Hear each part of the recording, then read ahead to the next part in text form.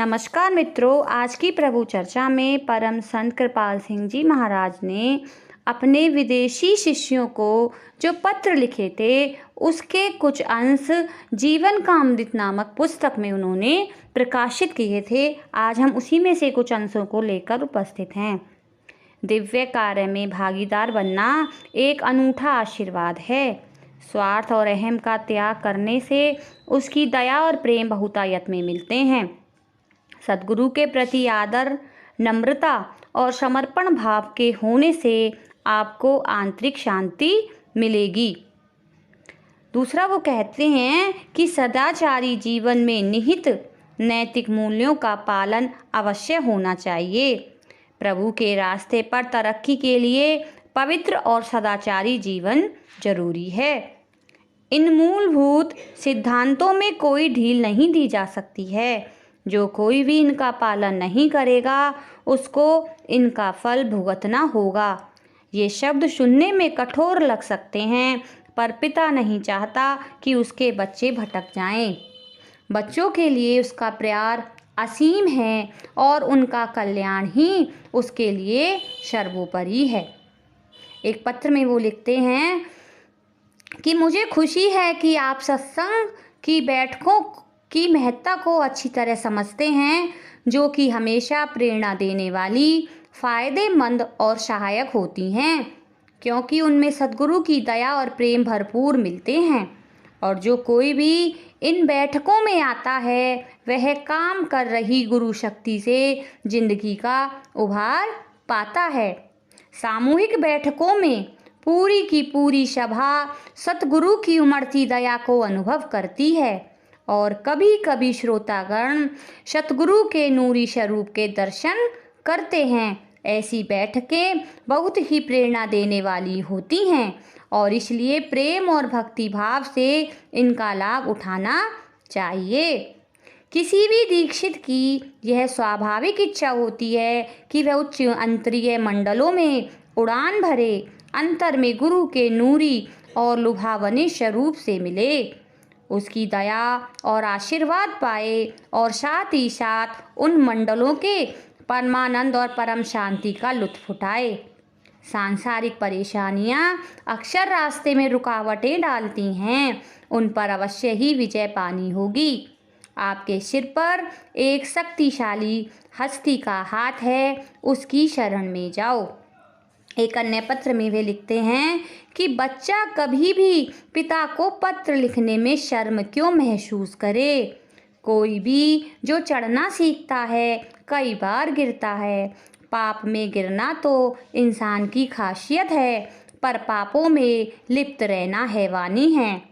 कृपया दिल छोटा ना करो, गलत संगत से बचो और भजन सिमरन में नियमित और सच्चे रहो। खुद अच्छे से अच्छा करने की कोशिश करो और बाकी ऊपर काम रही शक्ति पर छोड़ दो। और फिक्र ना करो, फिक्र करने से तुम्हें कुछ नहीं मिलेगा। उस गुरु को तुम्हारे लिए फिक्र करने दो। तुम्हारा छोटा सा काम तो नम्रता दिखाना है। इस भौतिक संसार में रोमांटिक जीवन लुभावना लगता है, इसमें आकर्षण है, पर यह जड़ें हिला जाता है। फिर कहते हैं कि फिर नाशवान और छोटी चीज के लिए ऊंची और शुद्ध चीज क्यों खोई जाए। इसलिए हमें अपने आदर्शों पर टिके रहना और सदाचार तथा पवित्रता के नियमों का पालन करना चाहिए। जो ऐसा करता है उसे अपनी कोशिशों में पूरी सहायता मिलती है और वह बहुत लाभान्वित होता है। जो आज बेहतर हालत में हैं, हो सकता है कुछ समय पहले वे आप जैसे ही हों या इससे भी गए गुजरे हों। उन्होंने दृढ़ता से सही काम किया, इससे उनको शक्ति मिली। तुम भी ऐसा ही कर सकते हो। यह तो शुरुआत करने की बात है, अभी से शुरू कर दो। सतगुरु तुमको आगे बढ़ता देखते को बेचैन है। वह चाहता है कि उसके दीक्षित ऊंचे उठें और उनका बर्तन प्रभु की चेतनता के अमृत से लबालब भर जाए, पर पहले पात्र की गंदगियों से रहित होने चाहिए ताकि उसमें प्रभु का अमृत समा सके। ऐसी सोहबत ढूंढो जो इस रास्ते में सहायक हो। बाकी सब सोहबत को प्यार और नम्रता से छोड़ दो। आप जरूर आगे बढ़ोगे, पर याद रखो कि रोम शहर एक दिन में नहीं बना था। उसके लिए हजारों लाखों लोगों ने बहुत लंबे समय तक कड़ी मेहनत की। हो सकता है आपको इतने कड़े अनुशासन की ज़रूरत ना पड़े, पर आप जो चाहते हैं वह इतनी आसानी से नहीं मिल सकता। आपको उसके लिए मेहनत करनी होगी, पर आश्वस्त रहो कि आपकी थोड़ी सी कोशिश से भी आपको बेहतर नतीजा मिलेगा।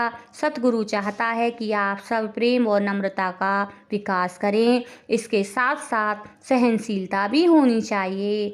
खेद की बात है कि ये सद्गुण उन लोगों में नहीं है जिनके संपर्क में आप आते हो, पर यह कोई ऐसा कारण नहीं जिसकी वजह से कोई भी गलत रास्ते पर चल दे। अध्यात्म विज्ञान बहुत पक्का रास्ता है, और जो कोई भी चाहे वह कितना भी बुरा क्यों ना हो इस पर चलेगा वह सुधर जाएगा। अगर कुछ लोग जिनको यह रास्ता बता दिया गया है नहीं सुधरते हैं तो यह पूर्णतया उन लोगों की ही गलती है, इस विज्ञान की नहीं। यह सबसे पूर्ण रास्ता है जो कि सब संतों और महात्माओं ने जो आज तक आए हैं बताया है।